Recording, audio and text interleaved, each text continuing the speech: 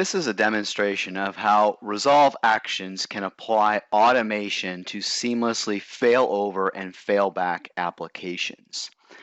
Using a data-driven approach, we're able to go through the applications within the environment that have been configured and define whether we would like to fail over this particular application or fail it back.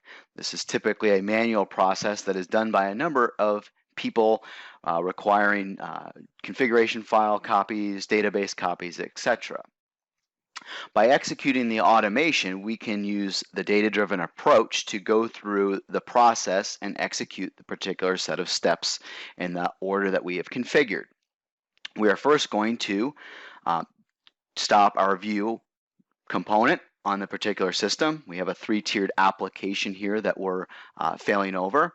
Next, we're going to shut down some of the core components such as messaging queues and other components that are used as part of the application.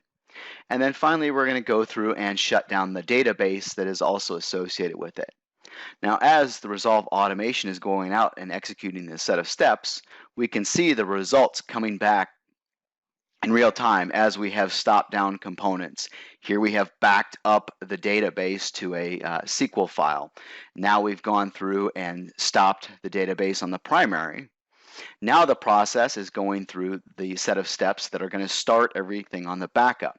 So by starting the database and then loading the database, we're able to seamlessly migrate that database from a primary site to our backup site.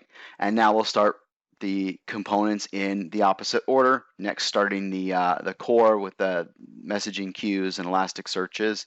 And then finally, we'll start the view so that we give the users that UI interface into this particular application.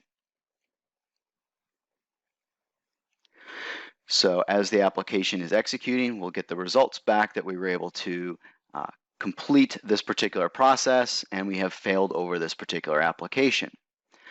The automation is a very, very simple process. We simply gather the configuration from our database, which we've housed, and I will cover in a minute. We can execute a runbook that goes and does an activity prior to shutting down the particular service or application.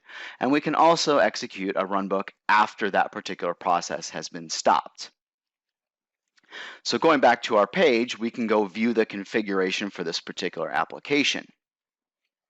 It's a simple database table that tells us what the application is part of, a logical name for the component, what host the primary is on, the DR host.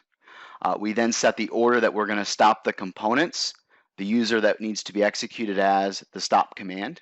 We can also configure that start order, user, and command as well as I mentioned, you can assign an automation that will execute on either before we're going to stop, after we stop it, before we start, or after we start the process. So you can then tie in those custom automations at every step in this particular process.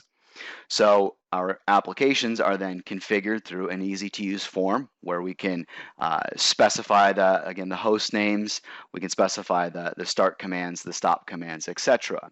The automation then uses this as its data-driven process to go through not only the failover of the application, but we can then carry out the failback activities, executing things in the opposite manner, but always copying that database or configuration files as needed.